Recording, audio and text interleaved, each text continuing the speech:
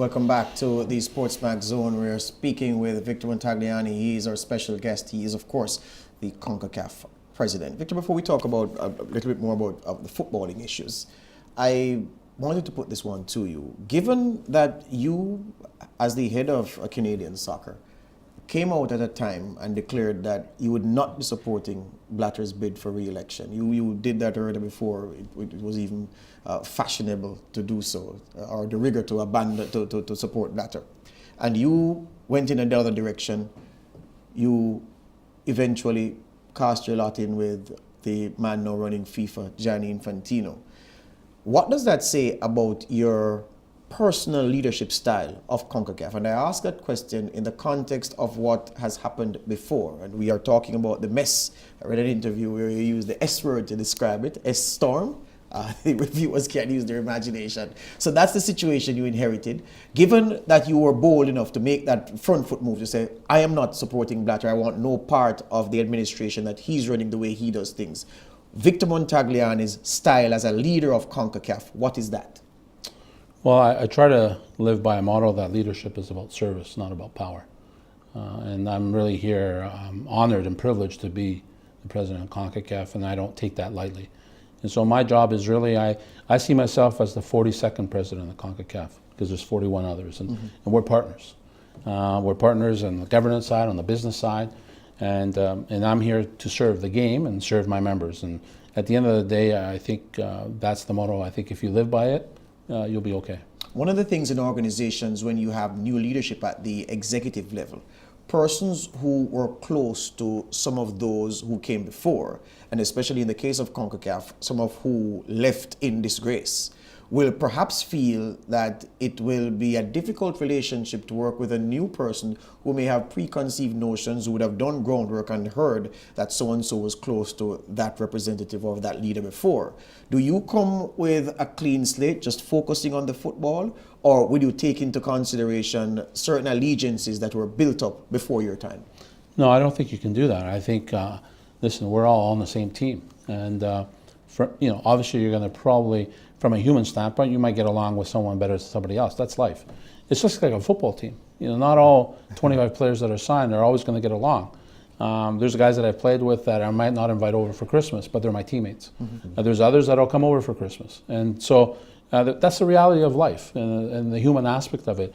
But, we're focused on the job, and we need to focus on that. And, I think over time, a lot of that, you're starting to see it already. The walls are being definitely brought down because we're coming together a lot more. And I think when you break bread with people, it's surprising what comes out of that. So, the door's always been open and it will always be open. Just before you go, Lance, the one final one on the issue of administration.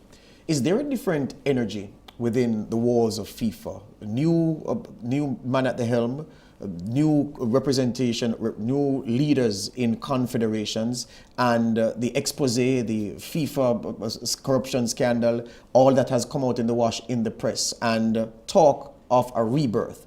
Do you see that rebirth happening? Well, absolutely. I think Johnny's a pretty hands-on president. He has the same motto, and I know that he's just gone through these executive summits with a lot of the member associations in various parts of the world, and they were very positive.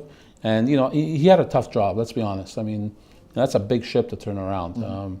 It's hard enough to do CONCACAF with 41, try to do 211. Yep. And with the scar tissue that had been built up over 50 years. I take my hat off to him. It's not easy, but I think he's done a very good job in this first year, and he's got CONCACAF support 100%.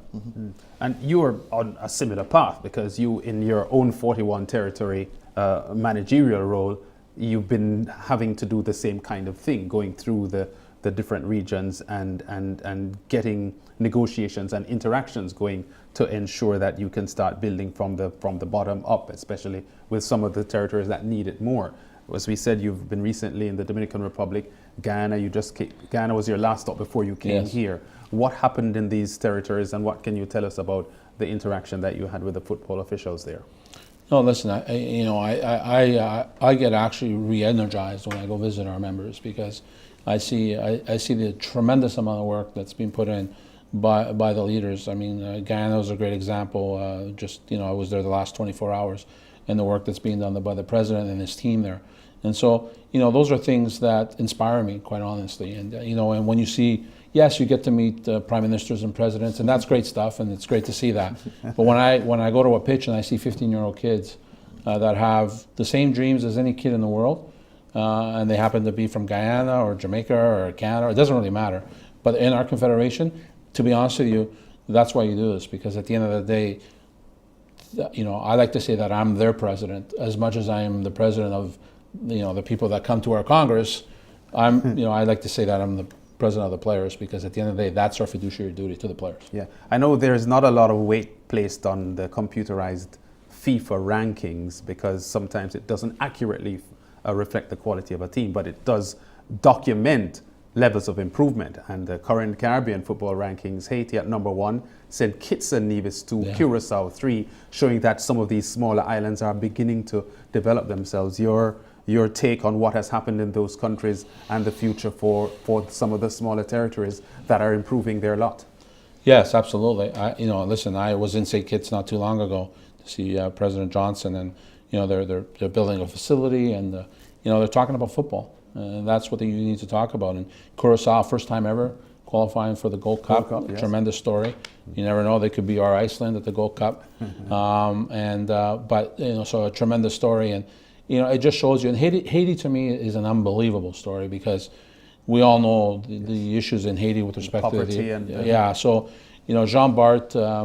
I don't know where he squeezes all that energy from. He's been around a long time, but decades. Haiti is a tremendous story, and and they do it at all levels, not just the senior team. Their U20 team is a good team, and U17, and even their women's football is very good. So as you can see, nothing's impossible in CONCACAF.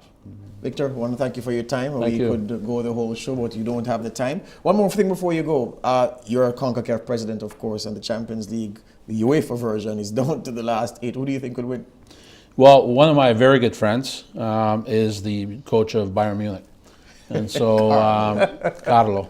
So you're biased. So I can't believe that an Italian Canadian kid is going to say he's voting for a German team, but I am. But that's because Carlo's a coach. I have to side with him. Yeah. I have to side with Bayern Munich. There you go, Bayern Munich. Make it Bayern for Victor Montagliani. Thank you very much. Thank you. All right, we take a break. We come back with more on the SportsMax Zone.